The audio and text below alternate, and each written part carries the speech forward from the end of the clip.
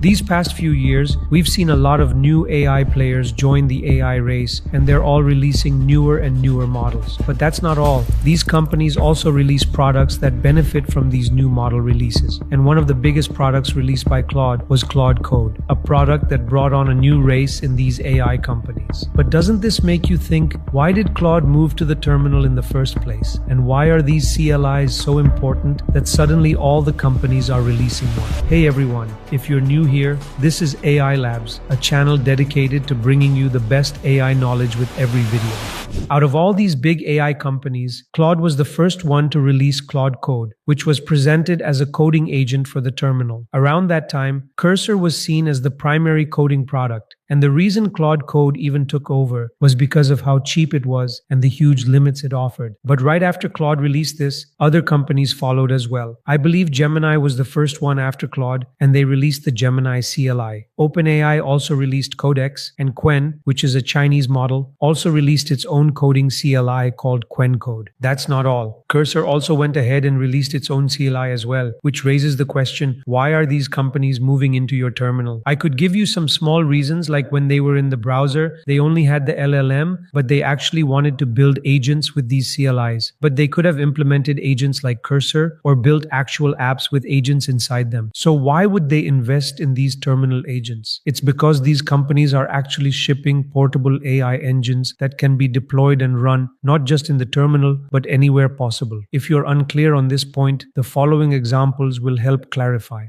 Starting at the very base level, your actual system. How does a terminal tool actually help with controlling your system and making things more portable? Well, for that, we first need to understand how things work in the terminal. Let's say you want to use Claude Code. You go ahead and copy the install command, and after you install it, what basically happens is that you can call it from anywhere, from any folder or location inside your system. It has access to all your files, which means it can read everything on your system, act on it, and even create new files. These agents are essentially models with tools. Here, if it ever wants to create a new file or read from an existing one, it needs to use the tools that are inside Claude Code. At the same time, we come across some of the most important tools that help us understand how these terminal agents are becoming portable agents. This is the Bash tool, which basically allows your AI agent to run commands inside the terminal. The reason this is so powerful is that since you can call it from anywhere in the system, anything can use it. For example, I already showed you the Codex CLI. In this case, what I'm doing is asking Claude Code to run the Codex CLI in headless mode. This just means it'll run with one prompt. Codex will produce the output and then stop. It won't open the full menu. Here, it needs to research the user's limits on the Gemini CLI. And if you look closely, you can see that it actually ran a Codex command. That means the entire agent, which could have been a separate application, is now implemented inside the terminal. It can be called by any other AI agent in several different ways, which I'll show you later in this video. And as you can see, it researched exactly what we wanted and gave us the output.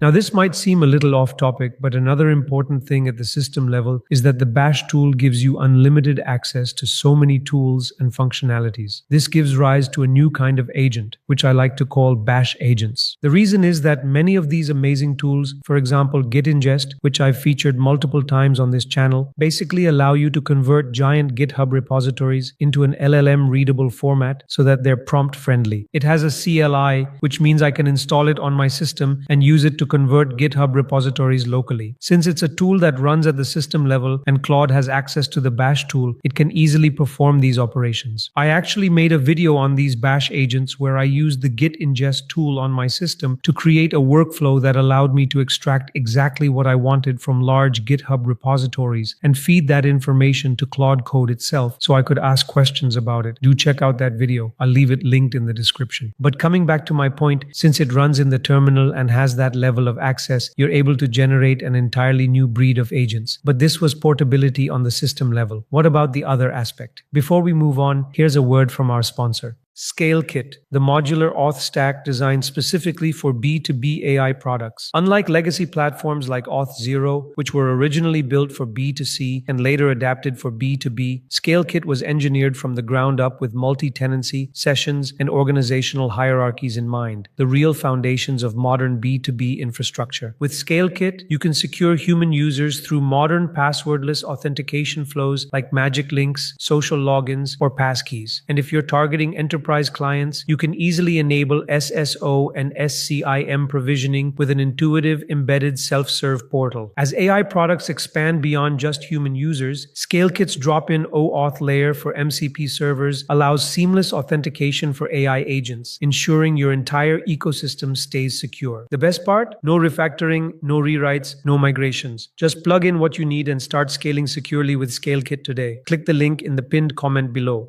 Coming back to this idea of a portable engine, it's not just about running it in different places within your system and accessing it anywhere. It's actually portable because it can be deployed anywhere on any server. These servers are essentially just giant computers. Most of them run on Linux, and the only way you can access, control, or run things on them is through the terminal. The simplest way to think about this is that you're just running a bash command on a computer through the internet. This was Claude's main vision, and they even released something specific for that, which I'll get to in a minute. They've made it incredibly easy to deploy an already built AI agent anywhere you want. The simplest place to deploy it, which I use every day, is GitHub. GitHub has workflows that can run automatically at scheduled times, and while they're primarily used to check if your code is good, you can repurpose them. In this case, Claude Code gives you a GitHub app. What that means is that Claude has uploaded the agent to GitHub, where it can review PRs and help with code that's already there. To show you an example, if you modify the workflow in GitHub, you can turn it into a custom agent that does anything you want at any specific time. That's exactly how I made my AI model monitor agent. When you think about it, it's so simple how I've deployed an agent that now works for me. What it does is use its tools to give me summaries from different sites I've asked it to search the web for, checking if they have any new AI releases, and then it reminds me directly in Slack. They've actually released the Agent SDK, which was previously called the Claude Code SDK. It basically allows you to build custom AI agents, and you can think of it as a pre-built version of Claude Code. Anthropic has also implemented a lot of this in their own agents, such as Claude Code for Chrome, where they've embedded a complete agent inside the browser. It includes different tools designed specifically for Chrome, but the core engine remains the same. They also recently released a really amazing tool called Claude for Excel, which we're currently researching, and we might release a video on it soon. Following this same portability principle, they've also implemented Claude Code as an extension for IDEs. You can also use Claude in a non-interactive mode with the P flag. As I mentioned earlier with Codex headless mode, instead of starting a full conversation, it just processes one request and exits. This is perfect when you want to use it with custom apps or scripts, where you can define tasks that require an LLM and loop through them, or even programmatically integrate Claude into your apps. As you already saw with the workflow running on GitHub, it can also be used with CI/CD pipelines to ensure that existing apps are properly maintained. You can assign it different roles so that it checks various parts of the code, essentially becoming an AI agent with a specific purpose. These features are all built in, designed exactly for this kind of use. This concept of headless mode applies to all CLI tools. They're made specifically to function this way. Another interesting thing is that you already know about MCP servers, and that you can have both remote and local MCP servers. Local MCP servers are simply commands you run in the terminal, while remote MCP servers have those commands running on external computers. So you could also turn Claude Code into an MCP server and give it custom tools to make it specialized. The fun part is that someone actually went ahead and implemented Claude Code as an MCP server that connects to clients via MCP, once again reinforcing that same principle of portability.